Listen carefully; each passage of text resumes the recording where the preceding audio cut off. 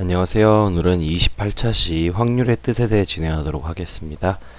학습 목표는 먼저 첫 번째, 통계적 확률과 수학적 확률을 구별할 수 있다. 그 다음 두 번째, 확률의 뜻을 알 수 있다. 그래서 오늘은 확률의 뜻과 확률을 어떻게 구해야 되는지에 대해 간단하게 설명을 해보겠습니다.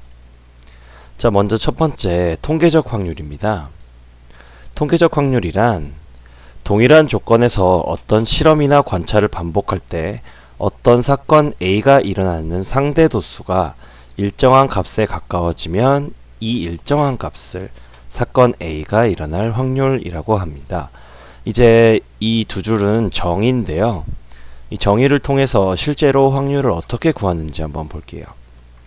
자, 예를 들어 동전을 던지는 실험을 반복할게요. 이때 앞면이 나오는 상대 도수는 실제로 2분의 1에 가까워집니다. 단순하게 생각하면 2분의 1이라는 걸 쉽게 알 수 있긴 한데요. 이걸 실제로 반복 실험을 통해서 2분의 1에 가까워지는지 실제로 해보면 2분의 1에 점점 가까워지기는 하는데요. 정확하게 2분의 1이 나오지는 않아요, 사실.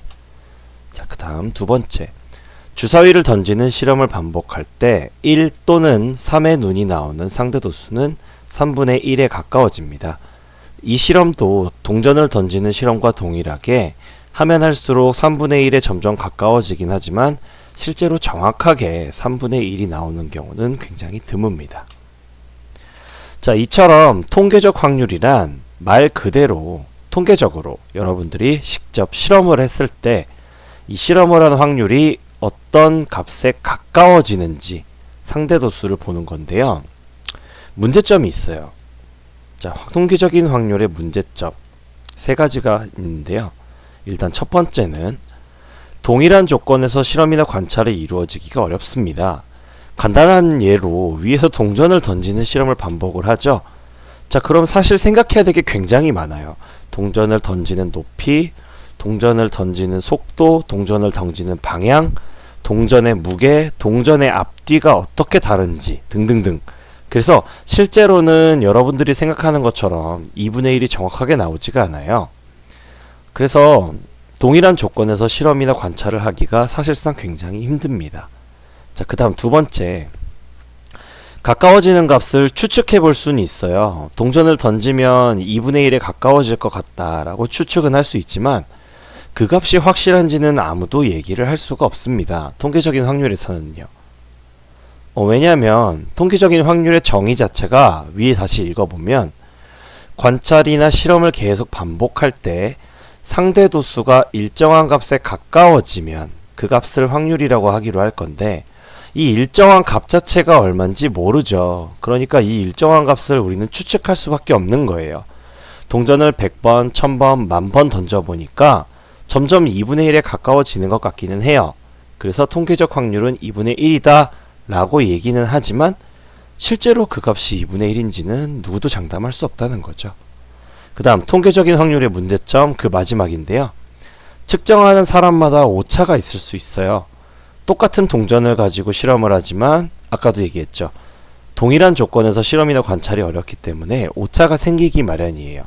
그래서 통계적인 확률은 사람마다 다르기 때문에 이 통계적인 확률을 가지고 이게 확률이야 라고 얘기가 하기가 굉장히 어렵다는 거죠. 자, 그러면 대체 그럼 확률은 어떻게 계산을 해야 되나? 두 번째, 수학적 확률을 보면서 얘기를 해봅시다. 자, 이 수학적 확률이라는 건 어떤 실험이나 관찰을 하는 건 똑같아요. 그런데 각 경우가 일어날 가능성이 같을 때라는 조건이 추가로 붙어요. 이 굉장히 중요한 조건입니다. 왜냐하면 각 경우가 일어날 가능성이 같지 않을 때는 쓸 수가 없어요. 그래서 각 경우가 일어날 가능성이 같다라는 거는 예를 들면 주사위를 던질 때 1이 나오는 사건, 그 다음에 2, 3, 4, 5, 6이 나오는 사건까지 이 6개의 사건은 일어날 가능성이 모두 같다고 볼 수 있겠죠. 자, 이런 경우를 보고 각 경우가 일어날 가능성이 같다라고 얘기를 하는 거예요. 자, 그래서 일어날 수 있는 모든 경우를 n가지, 사건 A가 일어날 경우의 수를 A가지라고 하면 계산은 이렇게 하시면 돼요. 사건 A가 일어날 확률 P는 모든 경우의 수분의 사건 A가 일어날 경우의 수, 그래서 n분의 a가 되죠. 아주 간단한 예를 들어볼게요. 1부터 6까지의 자연수가 적혀있는 주사위를 한번 던질 거예요. 자, 그러면 짝수의 눈이 나오는 경우의 수는 얼마죠? 네, 3입니다. 왜냐면 2, 4, 6, 6가지가 아니고 3가지가 있죠. 그리고 1부터 6까지의 자연수가 적혀있는 주사위를 한번 던지면 나올 수 있는 모든 눈의 경우는 네, 6가지가 되겠죠. 따라서 짝수가 나오는 확률은 6분의 3, 그러니까 2분의 1이 되겠죠. 이렇게 경우의 수를 가지고 확률을 계산하는 걸 보고 수학적 확률이라고 얘기를 해요. 그래서 이 수학적 확률은 실제로 통계적 확률이 이 수학적 확률로 점점 다가갑니다. 이 일정한 값으로. 그래서 여러분이 앞으로 문제에서 확률을 구하세요 라고 했을 때는 이 수학적 확률을 구하시면 되는 거예요. 그래서 다시 한번 얘기할게요. 사건 A가 일어날 확률은 모든 경우의 수분의 사건 A가 일어날 경우의 수, 이렇게 구하시면 됩니다. 중요한 건 각 사건 A를 제외한 다른 경우들이 일어날 가능성이 어때야 돼요?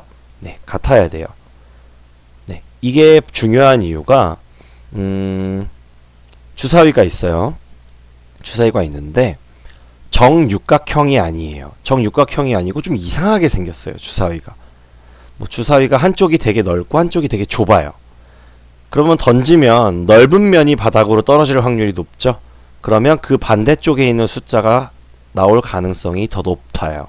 즉 각 경우가 일어날 가능성이 같지 않다는 거죠. 그래서 이 경우에는 지금처럼 수학적인 확률을 쓸 수가 없습니다.